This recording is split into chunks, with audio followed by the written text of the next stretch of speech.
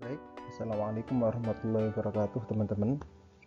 Pada kesempatan kali ini kita akan membahas tentang kewajiban sesama muslim.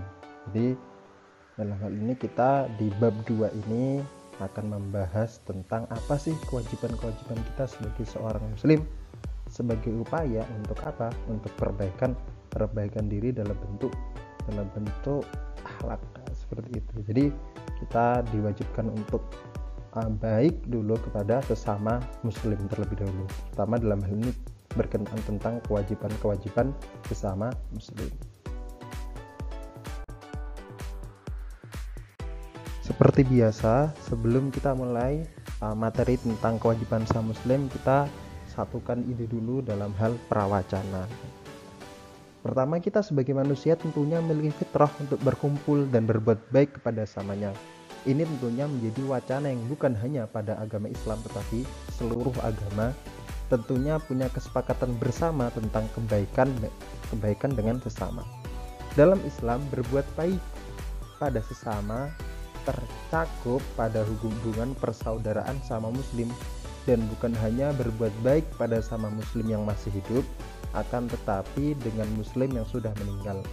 Islam mengatur anjuran berbuat baik kepada sama muslim mulai dari lahir sampai saudara sama muslim tersebut meninggal. Jadi kita sebagai muslim pasti punya fitrah untuk berkumpul. Nah, dalam berkumpul tersebut dalam Islam tercakup dalam persaudaraan sama muslim. Dalam hal ini persaudaraan sama muslim adalah berbuat baik kepada muslim bukan hanya ketika muslim tersebut sama muslim tersebut hidup, tapi sampai sama muslim atau saudara sama muslim kita meninggal. Itu mulai dari hidup, itu mulai dari lahir, bagaimana kita senang dengan kelahiran seorang putra sampai kita ikut berduka cita ketika saudara sama muslim kita meninggal. Seperti itu secara umum, gambaran secara umumnya seperti itu. Sebenarnya dalam hal ini banyak sekali kewajiban kita sebagai sama muslim kepada muslim lainnya. Akan tapi dalam bab kali ini kita akan fokus pada 5 kewajiban sama muslim. Yang pertama menjawab salam, yang kedua membesuk orang sakit, yang ketiga takziah, yang keempat menghadiri undangan, dan yang kelima adalah menjawab bersin. Ini kan sesuatu yang memang diatur dalam Islam.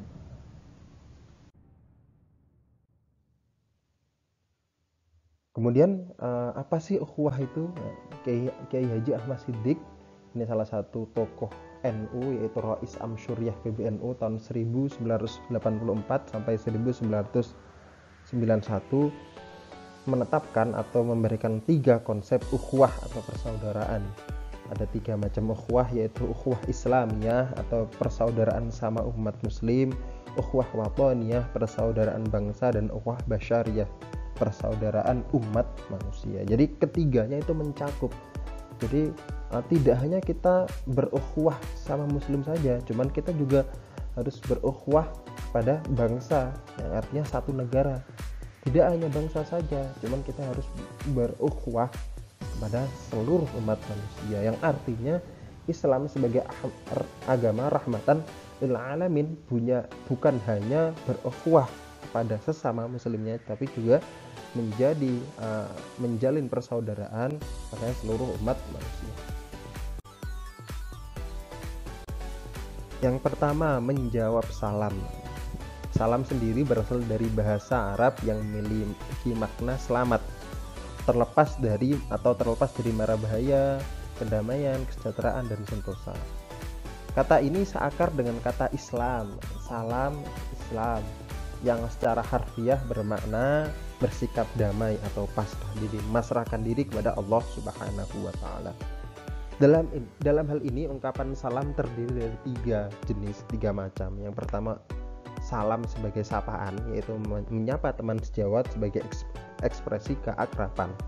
Kemudian doa dan penghormatan. Jadi salam sebagai sebuah doa. Semoga temanku, semoga guruku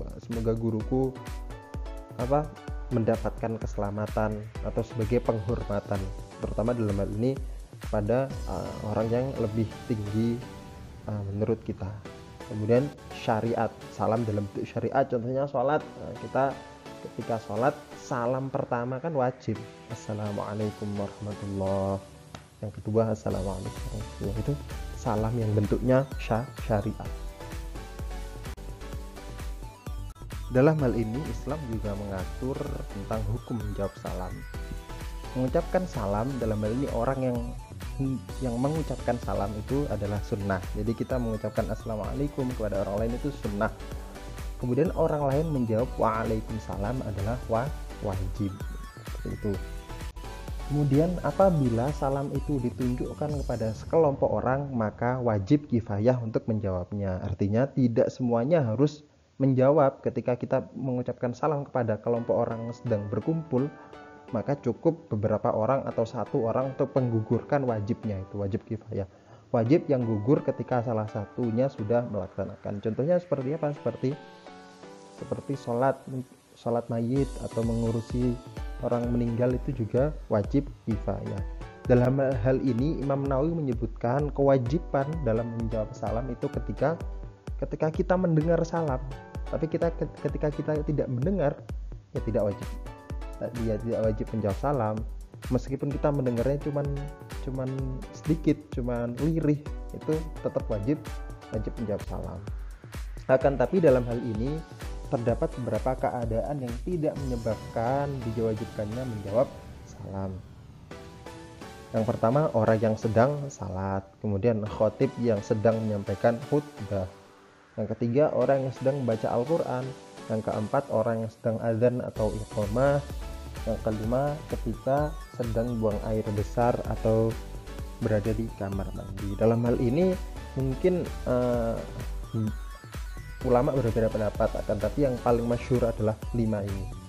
Jadi hal-hal atau keadaan tidak diwajibkannya menjawab salam. Selanjutnya adab menjawab salam. Yang pertama, memulai salam terlebih dahulu. Jadi yang lebih utama adalah orang yang mengucapkan terlebih dahulu salam. Yang selanjutnya membalas salam dengan sempurna atau lebih baik. Misalkan assalamualaikum, ya dijawabnya ya minimal assalamualaikum. Lebih baik itu dipanjangkan assalamualaikum warahmatullahi wabarakatuh. Mengucapkan dengan sempurna, itu adabnya. Kemudian mengulang salam ketika berpisah walaupun sebentar. Misalkan ketemu di kantin, kemudian ketemu lagi di perpus, ya salam nggak apa-apa, itu lebih baik adabnya. Kemudian tidak mengganggu orang tidur. Nah, ini penting ini, jangan sampai salamnya kita ketika kita bertamu itu malah mengganggu orang yang sedang tidur, atau misalkan orang yang jahil turu-turu, orang yang sedang tidur terus assalamualaikum, nah, itu nggak boleh. Tidak boleh sampai mengganggu orang yang sedang tidur. Soalnya tidur itu salah satu kenikmatan di dunia. Yang selanjutnya, kewajiban kita sebagai seorang muslim adalah membesuk orang yang sedang sakit.